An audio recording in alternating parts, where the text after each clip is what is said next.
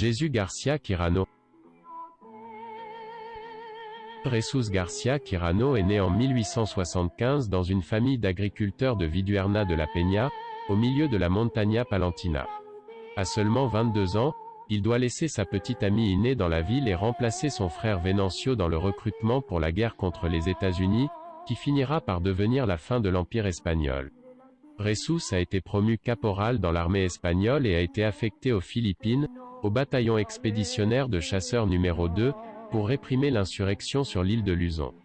Après la trêve de Biak-na-Bacto, le gouvernement madrilène décide de remplacer les 400 hommes du major Genova, stationné à Baler, par un détachement de 50 hommes sous le commandement du lieutenant Juan Alonso Zayas.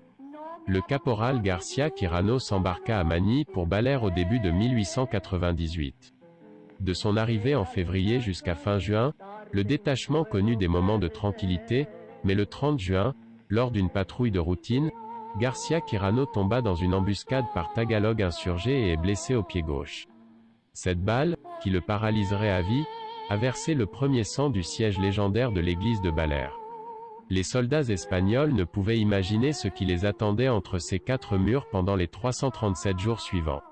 Une fois le siège terminé, dans un dénouement sans précédent dans l'historiographie militaire moderne en raison de la durée du siège et de la réaction du vainqueur face au vaincu, les 33 soldats survivants embarquèrent le 28 juillet 1899 dans le port de Manille et arrivèrent à Barcelone. Le 1er septembre, traumatisés et dispersés dans toute la géographie espagnole, les héros de Baler ne se reverront jamais. Une fois de retour à Palencia, où personne ne l'attendait vivant, il a repris son travail d'agriculteur et le parcours bureaucratique à travers l'administration pour réclamer sa pension d'invalidité. Il correspond avec Marcelo Adrián, Emilio Fabrega et d'autres survivants. Enfin, en 1908, ils obtinrent une pension viagère de 60 pesetas. Mariés à Iné, ils mettent au monde 4 garçons et 2 filles, qu'ils appellent Fortunato, Seferino, Justino, Natividad, Juan et Candela. Il parlait parfois à Iné ainsi qu'à ses enfants, voisins et petits-enfants de Baler. Bien qu'encore inconnu, c'est de l'histoire, a-t-il averti.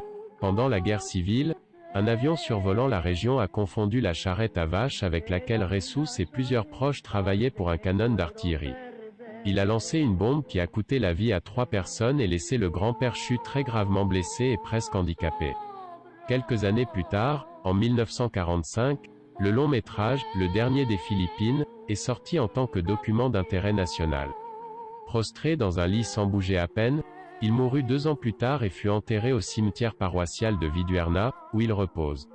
En 1998, un hommage a été célébré à l'occasion du premier centenaire du siège avec une plaque du conseil municipal dans la maison natale, située depuis lors sur la plaza Jesús García Quirano.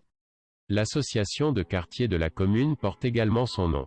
En 2005, Viduerna de la Peña s'est associée à la municipalité de Baler et a inauguré le monument à la Concorde universelle.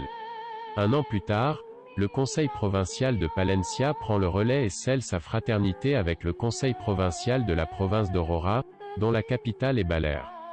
Le gouverneur Belaflor Angara et le sénateur Edgardo Angara, promoteurs de la loi sur l'amitié hispano-philippine, ont été nommés fils adoptifs de la municipalité de Santibáñez, tandis que leur arrière-petit-fils Jesús Valbuena Garcia a été reconnu comme fils adoptif de Baler.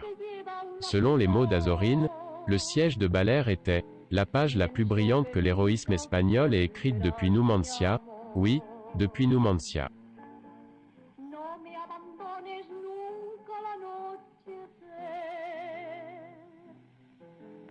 que la luna sale tarde y me puedo perder.